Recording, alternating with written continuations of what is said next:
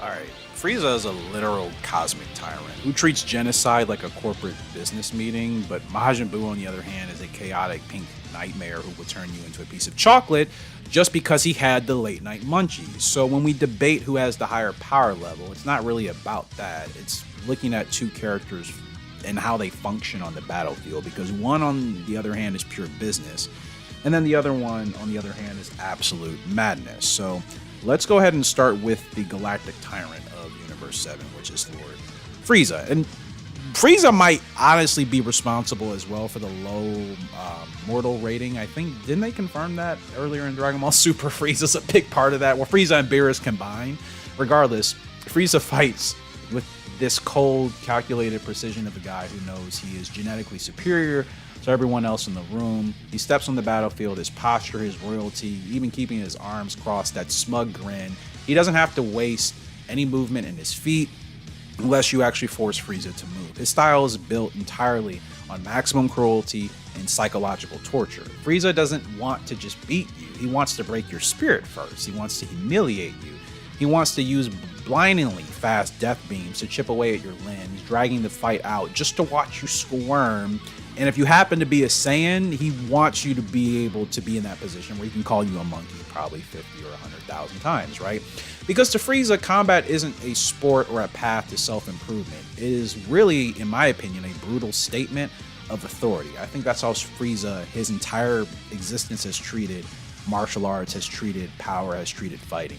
He treats his opponents like they're insects that need to be systematically crushed under his heel. Frieza's mindset in battle is defined by an absolute toxic ego mixed with a complete lack of empathy. Because you cannot reason with Lord Frieza more often than not. You cannot appeal to his honor, and you definitely can't expect a fair fight. He's not going to give you that. The moment an opponent actually pushes Frieza into a corner or matches his power, then the calm, aristocratic mask completely shatters. We've seen that happen throughout the entire series. Frieza doesn't handle losing well, that's one. He instantly flips into a panic the second he feels like he is losing control. He's a screaming maniac who will literally blow up an entire planet just because he feels like he can't lose. I mean, look at what he did to the Saiyans. He enslaved an entire race of people, and rightfully so. He was worried about the Saiyans getting to a point where they would be a problem. Obviously, the Saiyans were going to be a problem not just for Frieza, but for anyone, right? Hence why I think him and Lord Beerus were kind of on that subconscious kind of like, okay, if you handle this, I'll look the other way thing. Frieza fights to rule, man. He fights to be feared. He fights to maintain that absolute control over the universe. That sheer malice is what makes him terrifying, because every single attack that he designs and that he throws is designed to inflict maximum amounts of physical and emotional agony. And I have to admit, it's something I hadn't really thought about his character to such a deep point until I've gotten older and I've gone through different things in life, and I'm just really starting to appreciate the Dragon Ball universe as a whole more, because I think with the passing of Akira Toriyama, we really don't realize how spoiled we were to have something as one of the greatest shonen anime of all time, and the fact that Akira was still so dedicated to it for his entire life.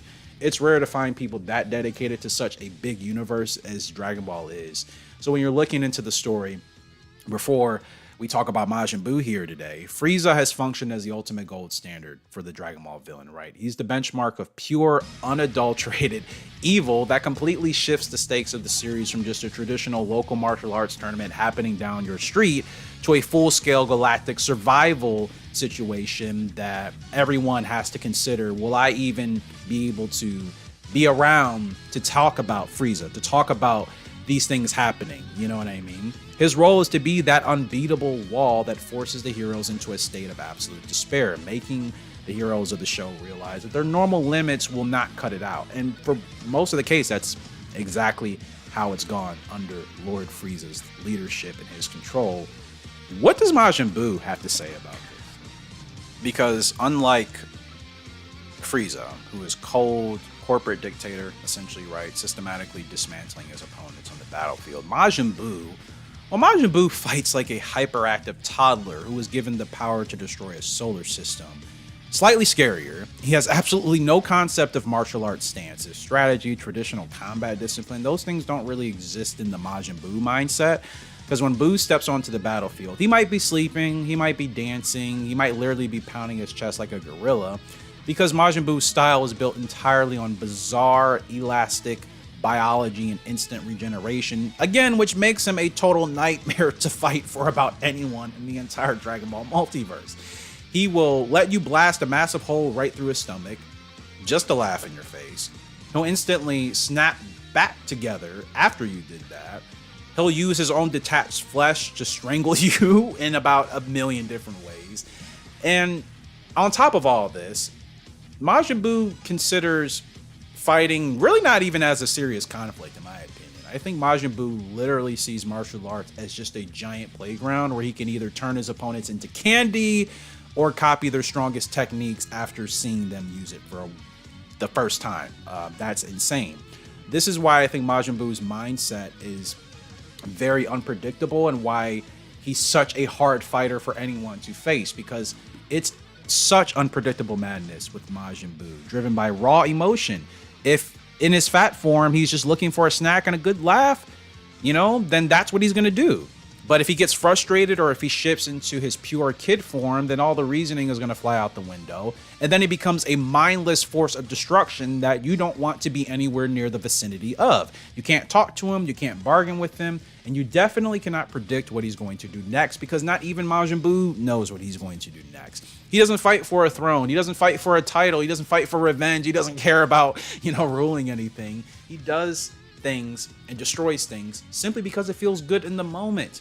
To me, making him uniquely terrifying because there's zero logic or ego behind Majin Buu's violence. I would consider, if he wasn't on the good side of the Z Fighters at this point, he would still be one of the most dangerous, if not the most dangerous character in the entire show. Because inside the actual story, Majin Buu serves as the absolute peak of supernatural absurdity and existential dread, right? If we're going to describe Dragon Ball, that might be one of the better ways to describe this entire show, right? Supernatural absurdity and existential dread. So Majin Buu, in his role to the narrative, is to completely break the established rules of combat that the heroes have spent their whole lives mastering. Majin Buu is supposed to show up, show that standard power levels and tactical plans may fall completely apart when you can't permanently damage a creature that can instantly essentially put itself back together from a cloud of smoke. Majin Buu exists purely to push the main characters to the absolute brink of exhaustion, forcing them to resort to crazy fusions, universal energy techniques that we've seen maybe throughout the Tournament of Power, and all still, in the midst of all that, Majin Buu could still be left standing saying, Buu want candy now. Just think about that. So in our final comparison, who matters more between power, skill, and intelligence? Who wins without transformations between Frieza and Buu? Which character is technically more complete in your opinion? And which character did Dragon Ball ultimately get right if you had to choose between the two? Let me know.